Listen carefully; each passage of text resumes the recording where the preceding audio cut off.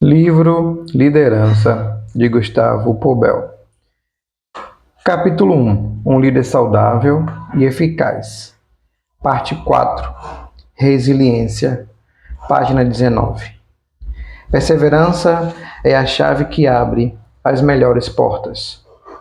Não é difícil identificar a terceira chave para um líder saudável, pois ela se repete no versículo 8 e no versículo 9. É a perseverança. Mas meus irmãos que subiram comigo desesperaram o povo. Eu, porém, perseverei em seguir o Senhor, meu Deus. Então Moisés, naquele dia, jurou, dizendo: Certamente a terra em que pusestes o pé será tua e de teus filhos, em herança perpétua, pois perseveraste em seguir o Senhor, meu Deus. A palavra perseverança, na língua do grego, epomone, significa conservar a intenção de alguém em conflito, resistir à adversidade, resistir à pressão, manter-se firme, persistir sob pressão, esperar calma e corajosamente.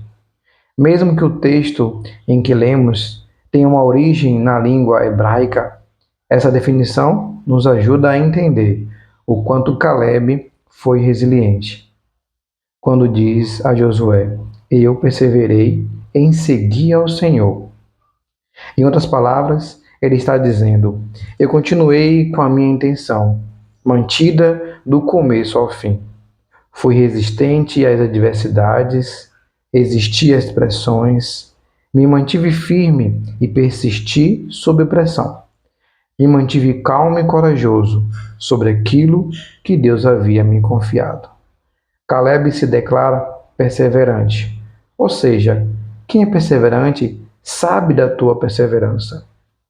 O melhor de Deus para a nossa vida não está nos primeiros passos, mas em uma longa caminhada, passo a passo, dia após dia.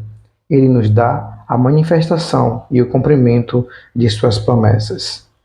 Os seus propósitos para a nossa vida, Jesus disse em João, no capítulo 15, versículo 16: Não fostes vós que me escolhestes, mas eu escolhi vós, outros e os designei, para que vades e deis frutos, e frutos que permaneçam. Essa permanência em dar frutos tem relação com a obedecer aos caminhos que o Senhor nos designou para trilharmos. Nenhum líder que dá frutos faz isso somente em um momento ou por meio da obediência por um instante. O segredo está em permanecer nele, a videira verdadeira. Permanecer é perseverar. Perseverança é a chave que abre as melhores portas de Deus para a nossa vida. Quem está perseverando percebe que está crescendo, amadurecendo e sendo capacitado por Deus para poder viver realmente o que o Senhor prometeu.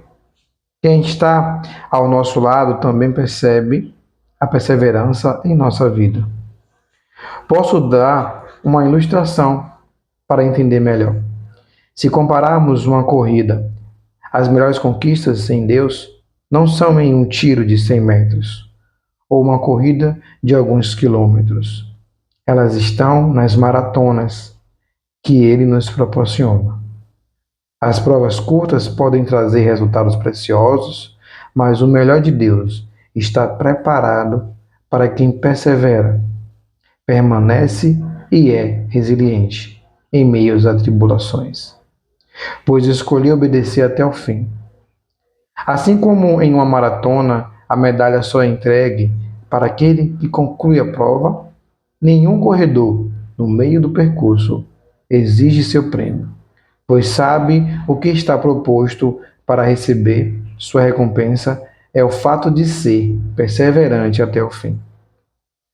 Muitos se lembram das Olimpíadas de 84, em Los Angeles, onde a maratonista suíça Gabriele terminou em 37º lugar, cambaleando até a linha de chegada e muitos não se lembram da campeã, que terminou a prova em 24 minutos antes.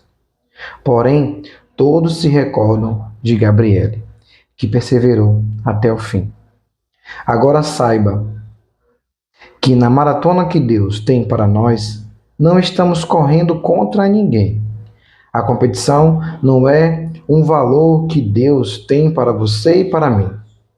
Ele nos acompanha durante o percurso, nos capacita e também coloca pessoas saudáveis ao nosso redor. Mas Deus espera que sejamos perseverantes e fiéis àquilo que Ele nos deu.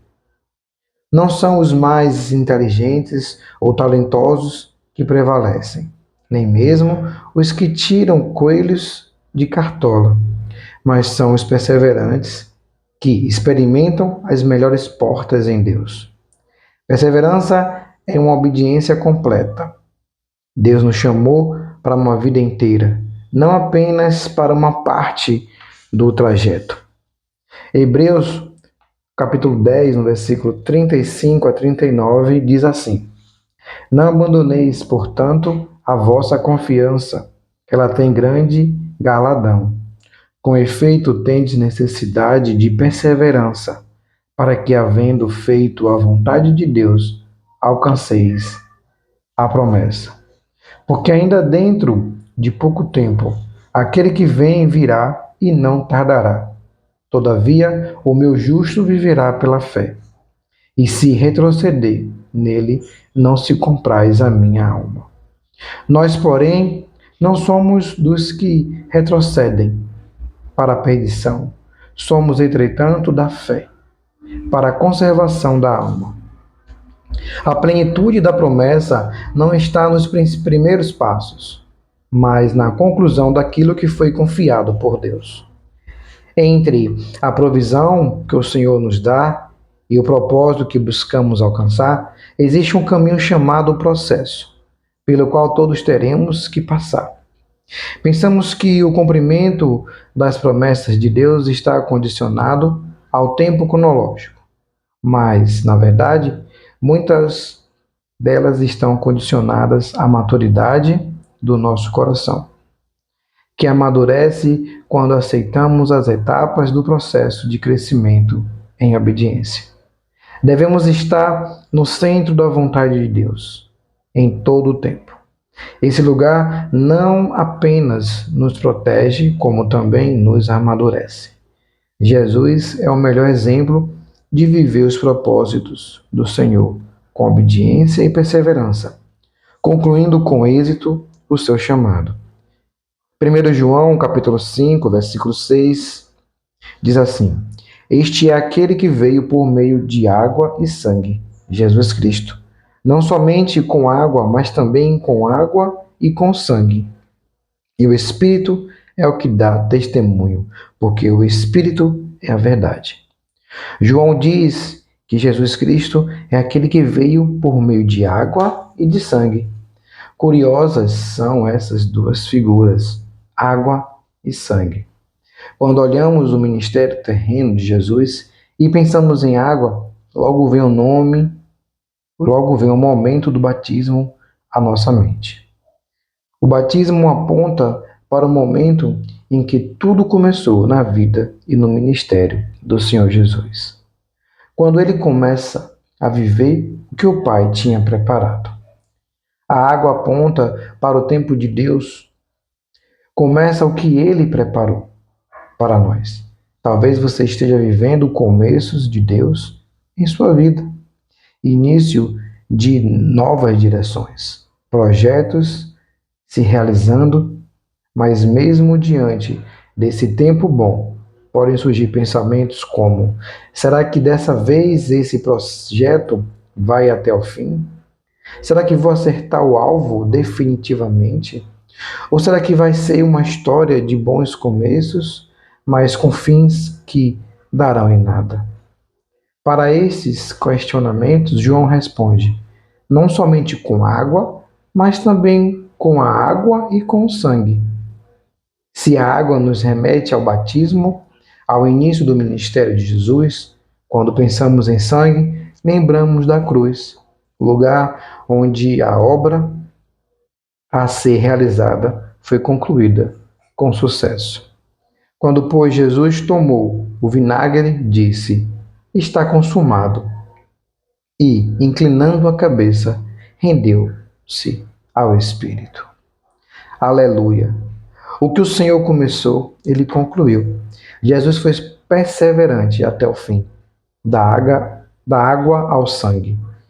Assim também a obra que Deus está operando em nós é uma obra de ciclo completo. Se Deus começou, ele vai até o final para concluí-la. Acredite nisso. Deus está concluindo dia após dia as condições da nossa vitória. Sejamos líderes não só de boas iniciativas, mas de excelentes acabativas. Pois, como diz o pastor Márcio Valadão, é como termina esse conto.